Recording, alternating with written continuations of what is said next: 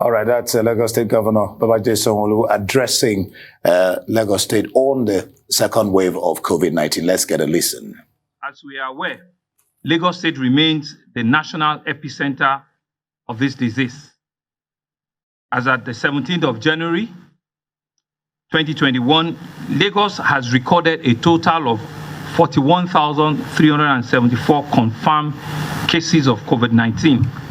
Of this amount, over 28,452 have recovered and are within the community, while about 9,213 are currently active in the community.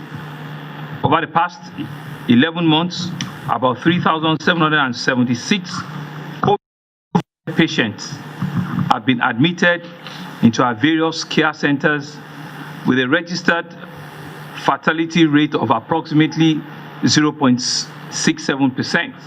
To date, we have 277 fatality cases. So what's been our testing strategy? One of the greatest hallmark of the Lagos State response has been the state's robust testing strategy. In addition to the 4 public laboratories providing free testing under the public health response, the state has increased the number of private providers under the private laboratory consortium to 20 private laboratories. These laboratories are also providing service to both our inbound and outbound international travelers, work-related activities, or anyone that is curious about their COVID-19 status. The formation of the consortium has significantly increased our testing capacity, with the state now conducting between 2,500 to as high as 3,500, almost 4,000 tests per day. So far, a total of 263,358 tests has been conducted between our public and our private laboratories, with 41,374 diagnosed as positive. This has allowed us the opportunity to target our interventions with precision and ensure the effective use and mobilization of resources.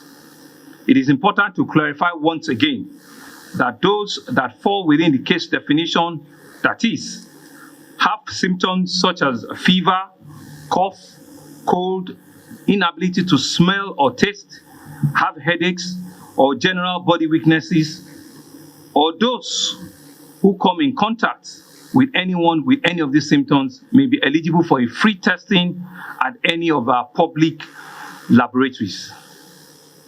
Isolation strategy. Lagos State recorded a steady reduction in the number of confirmed cases of the virus from July to November last year. This led the state to deploy a lean operational strategy by shutting down some of the isolation centers. However, over the course of the festive season, there was an exponential surge in laboratory confirmed cases of the virus.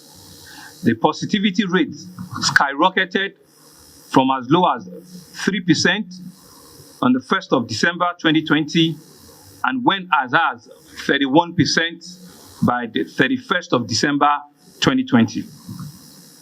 Expectedly, there has been a rapid increase in capacity utilization of beds at the isolation center and treatment centers that we have, which has resulted in a significant increase in bed occupancy from as low as 4% before to as high as 70% over the last 4 weeks.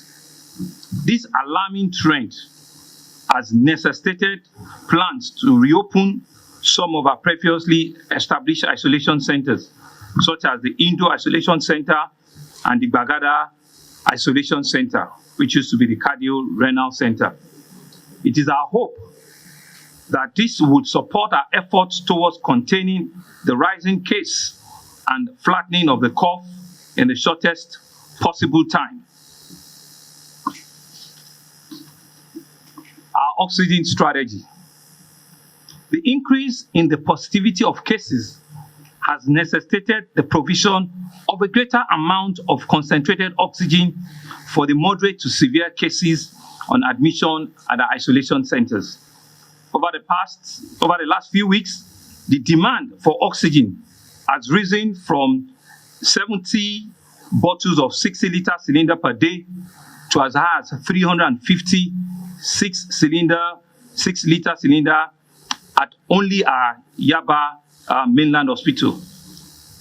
This is projected to even double, as we're expecting that we might have a need to up to 700 6-liter cylinders before the middle of February, towards the end of January into the middle of February. In addition to providing oxygen at our isolation center, the state government has decentralized the availability of oxygen across the state through the provision of 10 oxygen and sampling kiosks. This oxygen therapy and other related services will be provided to patients that require them. I'm glad to let you know that 5 of these 10 centers have been commissioned, while the remaining 5 will be ready within the next 3 to 4 weeks. And of course, it's important for us to mention that the 5 that has been commissioned are inside the MCC at Etiosa, the MCC at Alimosho. They are purpose-built oxygen triad centers at Koka Aguda Primary Health Center, at Mushi General Hospital, and Isolo General Hospital. It is our expectation that this sampling kiosk will be easily accessible to residents that require oxygen therapy at the level of the local government, and a stabilization point prior to their onward transmission to our isolation center if required. This strategy is to further increase our fighting chance of Lagos residents that have contracted the virus and they require oxygen therapy. As a result of the increased demand of oxygen, the Lagos state government has commissioned the oxygen plant at Yaba Mainland Hospital, and we're waiting to receive in the next week or so additional 2. One will be sited at Bagada General Hospital, and the other one with a PPP will be sited at the Lasut Hospital in Ikeja. The one at Lasut should be able to produce about 200 bottles per day. The one at Bagada is about the same size as mainland, so it's about 60 to 70 bottles per day. We're also collaborating with some of our private sector. We've had discussions with some companies that can also help us scale up oxygen production, and we just signed up one, and we're expecting to get between 150 to 200 bottles from that single facility on a daily basis. What's been our vaccine strategy? We are closely monitoring the ongoing discussion by the federal government to procure vaccines for use in Nigeria. We have also opened discussions with various vaccine manufacturers so that when the vaccines comes eventually, we can ensure that Lagosians are well catered for. And so in the meantime, we are developing a strategy to articulate the criteria, the regulation, and the monitoring of Lagosians. We also have what we call a private sector collaboration regarding our isolation centers and our labs.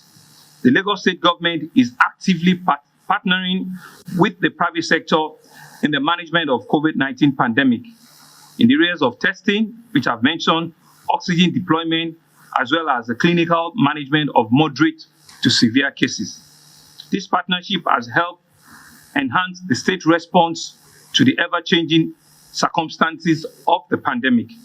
In a bid to further explore the province synergy that we see, the Lagos state government is currently reviewing the feasibility of a PPP for the management of some of our isolation center. It is our hope that this will expedite the reopening of previously closed center and also avail us the benefit of the operational cost efficiencies experienced private sector management can bring. So what we're saying is that we need to expand our reach, our scope. We don't necessarily have to start and end it by ourselves, but with our collaboration and with our experience, we can get some public health, private health practitioners also on board with us. So what is our home-based care strategy? For those that may be asymptomatic or have mild symptoms that do not require admission into our isolation center. Our telemed service, called the EcoTelemed, has been deployed to assist in the management of residents in the comfort of their homes.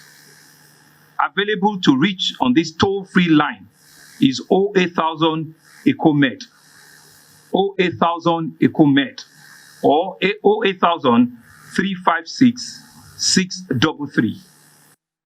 356 633. The telemed service is manned by professional medical personnel to help nurse infected back to health. They also have the ability to access of patients' condition and facilitate the evacuation of worsening cases if need be. In addition, they also assist in facilitating the delivery of the Lagos State COVID-19 care packs, which contain items that can be supported affected residents. To date, almost 5,000 cases have so far been managed successfully by our Lagos State-owned EcoTelemed platform. I enjoy Lagosians to take advantage of this service. I can tell you as your governor, I have tried them. And you can be rest assured that it's life. They have capable and professionally trained staff at the other side to be able to listen and take the complaints that you might require. So what also is the travel protocols that we need to inform ourselves again? According to the provisional quarantine protocols, all intending passengers must test negative of PCR from any country of exit within 72 hours prior to boarding. All inbound travelers are also required to register via the Nigerian International Travel Portal.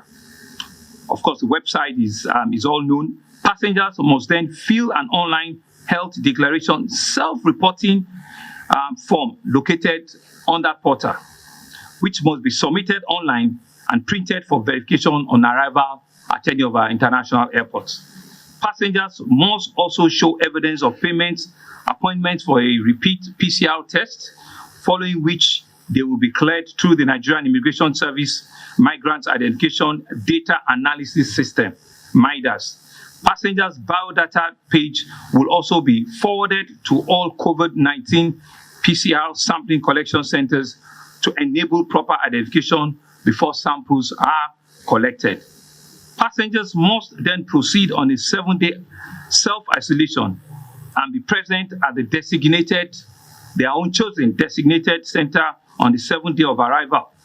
Passengers that test positive after 7 days will be in isolation on the 8th or 9th day, while positive cases will be managed based on the national guidelines on COVID-19 treatment or through the calls on our EcoTelemed service for passengers that are in line with the approved obtained from the federal government, the PTF on COVID-19 through the immigration service. We hear that they will deactivate passengers or citizens who default in presenting themselves for PCR tests. It is therefore in the best interest of residents to provide correct contact details when registering online to facilitate effective and timely communication, tracking, and tracing. If you're in Lagos State and you wish to rebook your test or get your sample collected, kindly contact the Lagos State Biobank via an email as in info@lagosstatebiobank.com or our logistics arm on cbldirect@gmail.com. All passengers who has his or her passport deactivated will still have to fulfill all safety protocols before their passports can be reactivated. And I think this is important, because we know that some of the challenges that we've seen are people that have not kept, with those protocols, especially inbound passengers, that has also led us to what the kind of numbers we've seen. I'll also just mention what we've done with schools. As you're aware, all schools in Lagos State have been directed to open in compliance with also the directive of federal government, and they have commenced schooling activity yesterday, Monday, 18th of January 2021. This was a very difficult decision to make in light of the second wave of COVID-19. But I can assure you that it was the best decision for her children at this time. Safety and long-term development, especially our most vulnerable children. We have considered all of the prognosis before we took this decision. The staff and management of the Ministry of Education, the Office of Quality Assurance in the ministry, have all been monitoring compliance of both the public and the private schools with the safety policies and protocols laid out. And I can assure you that on a daily basis, we will be monitoring the level of compliance and how things are turning out. And we're just hoping and believing that people will do the right thing. And so I want to enjoin parents to ensure that the protocols of safety are adhered to at homes and that they model responsible behaviors for their children at all times in and out of their home. Just talk about the non-pharmaceutical interventions. In this second wave of the current pandemic, any malaria-like symptoms should be considered as COVID virus infection. And I'll repeat, in this second wave of the current pandemic, any malaria-like symptoms should be considered as a COVID-19 virus infection unless and until otherwise proven, either by doing a proper malaria test or by doing a COVID test. And so any infected individual with COVID-like symptoms should proceed to any of our public health facility and or laboratory to get tested. It is also important that we do not stigmatize or discriminate against anyone affected by this virus. Albeit it is highly contagious, this virus is certainly not a death sentence. And in most cases, seeking help early and quickly significantly improves the chances of survival from severe to critical cases. And I think this cannot be overemphasized, right? I mean, for you to escalate whatever the symptoms you have gives the medical personnel a very high likely chance of treating you and making sure that your case does not get into the severe model. It is important, therefore, that Lagos State residents begin to learn to live and act responsibly in order to augment our efforts and our previous success at flattening the curve. All residents are enjoined to do the following: wear a face mask everywhere. Ensure that you wash your hands, your reusable mask regularly, and also properly dispose of used mask. If you operate an office or a business, insist on wearing masks before customers or clients can be granted access or be rendered service. And I think we can do this. People should just insist that those are the protocols in our office or in our environment. We also enjoin you to follow social distancing guidelines. Avoid mass gathering or adhere to published guidelines for congregation. Practice regular hand hygiene. If you feel any symptoms that correspond to the outlined symptoms of a COVID-19, the advice is you get tested. Testing is free for symptomatic patients in Lagos through our network of public testing facilities. If positive, self-isolate or report at any of our isolation center for follow-up clinics, or call our eco-telemed, where a medical personnel is on the other side to also hear your complaints and be able to advise you accordingly. The Lagos State government will deploy effective messaging and education while rigorously enforcing all guidelines through the respective state agencies. We will continue to clamp down on all persons and organizations who flout the protocols and the guidelines we have established. So far, and I'm sure you're aware, a total of about 556 persons have been arrested for breaching the COVID-19 regulations, and 500 of them prosecuted and convicted to date. Whilst we have over 35 clubs and event centers haven't been sealed, the Safety Commission and the Lagos State Task Force will continue to carry out enforcement across the state and will not hesitate to bring errant defaulters to book. All places of worship are advised once again to register with the State Safety Registration Portal and to visit the portal regularly for updates on our safety protocols and conditions for operating. Similarly, our hospitality businesses, restaurants, hotels, and some of the event centers are also advised to continue to check the website and register, online with the Safety Commission and follow the guidelines. In the meantime, and until further notice, of course, nightclubs remain closed in the state. The responsibility of fighting the virus belongs to each and every one of us.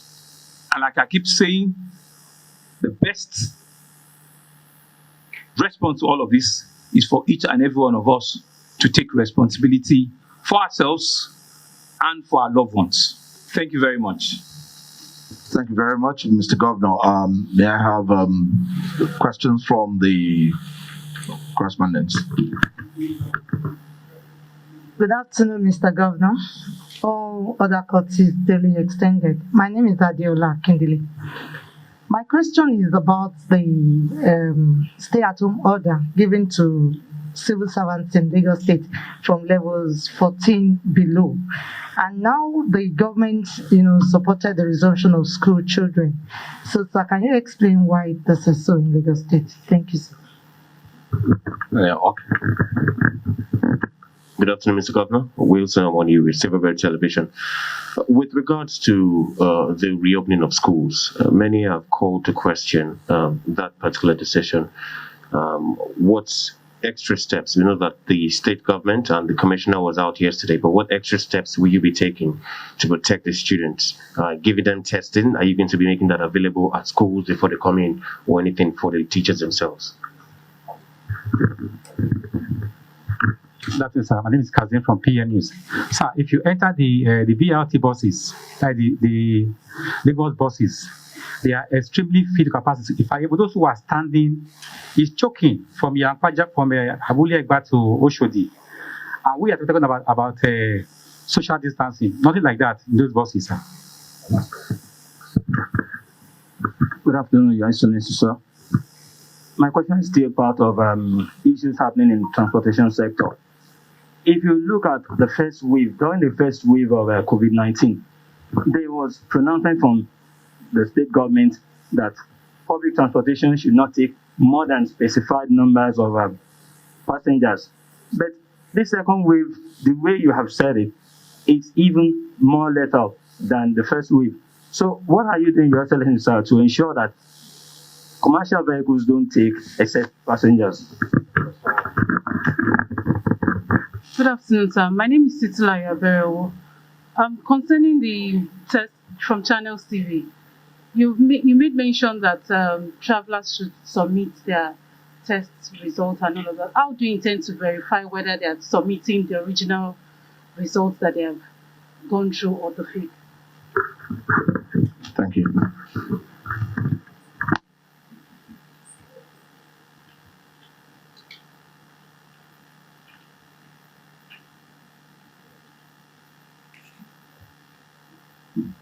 Well, thank you very much, gentlemen of the press. I think first question from Adiola. Civil servants, stay at home, why school, and all the rest of it. So first is to clarify. It was a general circular that was internal. But more importantly, so what we've done is each ministry also has a calendarization. There's a roster of people that are within level 1 to 14 that are also allowed to come. But what they've done is that they've done a roster of people to come in. But the first thing we did was to say, you know what, everybody come. It's only when your name now appears on the roster that you are. So they have rosters of people that are also coming in. So it's not everybody, it's not blanket, but just to ensure that the enforcement is real. That's the first one. But internally, and you can go verify this, they are doing the roster system, and they're bringing in people, for that. And the reason is also because we realize that we cannot completely enforce social distancing also even in the office. And we also can use ourselves as a test model, right, to ensure that compliance, and we taking responsibility and using ourselves, as an example. And we're saying we've looked at the analysis, we've done analysis of our staffing, on grade level by grade level, and we've looked at, where is our critical component coming from, and we can take those decisions. I mean, I'm sure you've seen around, there's several levels 1 to 14 that are around even as we speak here. But like I said, it's based on the roster that each agency, each ministry, each office have come up with, and and it's really all around just ensuring that the whole place is also not crowded. So at the end of the day, a ministry that has 100 can actually have a roster of having 30-40 people of those cadre on a day-to-day basis, and that's a strategy. So it wasn't like an end-to-end blanket instruction like that, but that has to go out first before internally everybody now do a standard operation of what fits them and where are the gaps that they require. I mean, you don't expect that it will be level 16 that will be cleaning the offices, so they still require all of those things. It's not level 16 that will be driving all the buses, so they are in, but it's just a model to ensure that if your service is not required at the particular time, you also can take at home. And you see the flip side with education is that, if you remember, what we're doing is that we're not actually even bringing all the children to school. So they're doing 1 day on, 1 day off. At best, it's 2 days or 3 days that they are coming to school. So we're not crowding the classes. We're also not crowding the pupils to come all at once. So they've also spread out, the numbers, and their furnitures have been well spread out to reflect that social distance. And why do we need to do that? There's something that we've not communicated. And it's the fact that last year, after the first lockdown and kids have to come back to school, we're still looking for about 24,000 children that have not come back to school. And so there's a challenge. If you keep them out for that long, their parents or their guidance now turn them to other things, right? Instead of ensuring that they still have time to come back and have a learning, even if it's twice a week, even if it's 3 times a week, at least it's been registered, he has a class, right? And we can monitor them. Once some of those things are in, we just don't want to throw them because they will just be roaming and they become endangered. You've seen incidents of unprintable things that are being done to these children. So we believe to a large extent that school sometimes happen to be the safe haven for them. And we've done a roster in which keeps monitoring. Our position is circumstant and it cannot be reviewed a week down the line, right? That is not an end-to-end. It's something that if we realize and we see that compliance are also not, people are not taking responsibility, we make a recall. That's why decisions will be reviewed from time to time, right? So join us in this conversation and let's see, how things turn out. We have also looked at the other side of it, and I can assure you that we're not unmindful of the science. We're also not unmindful of the social issues that comes with some of this issues, and so we had to balance some of these things. And I think I've also added additional steps, that we'll put there is to ensure that they are also spread out. You don't do 5 days in a week; they've all been rostered. Same with the teachers, same with the pupils. If you're in today, like that. I've asked them questions, on the streets. Regarding BRT buses, a whole lot around the BRT, some of those. You see the difference at this. During the first one, communication were not this high. People were also still not so sure if it's true or if it is not true. People were also not convinced that it's with us.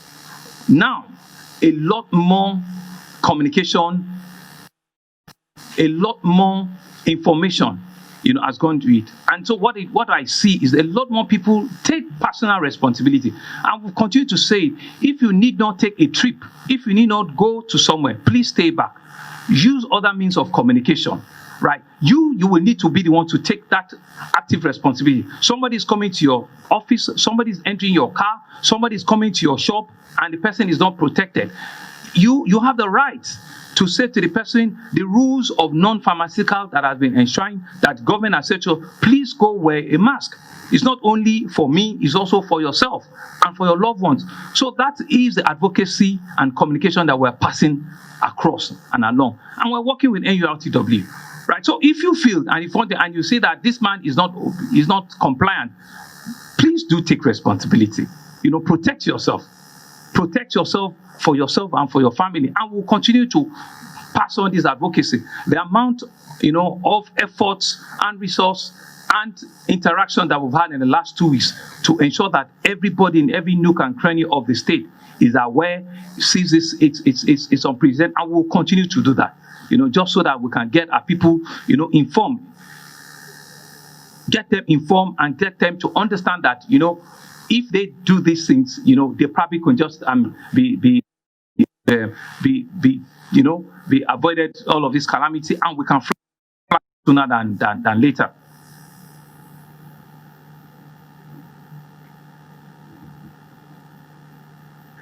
I think same question, yes, but I think Channels was asking how do we ensure that travelers their test results and all of it. Well, there are consequences to this thing. I dare say that we're where we are now because of non-compliance of some people, right? And it's a double-edged thing. Government had set out regulations and says when you arrive, right, you filled your form 72 hours, 48 hours before you board. When you arrive, you should self-isolate, right? The family members of such people, they know fully well that this person has just arrived. They know fully well. So why can't you not insist and say to this person, self-isolate? That's the simple instruction that government has given. It's for your sake and it's for my sake, as your family member, as your friend, or as whatever relationship I have with you. That's number one. Number two is that in the event that you now, for whatever reason or the other, you couldn't identify or you couldn't get your... The Executive Governor of Lagos State, Babajide Sanwo-Olu, giving updates on coronavirus pandemic and those emergency measures that the state government is taking. Of course, Lagos State, with about 20 million population, Nigeria's largest state and number one economic and financial capital, is giving updates and issuing instructions on how to prevent the further spread of the virus within the state. You're watching Arise News.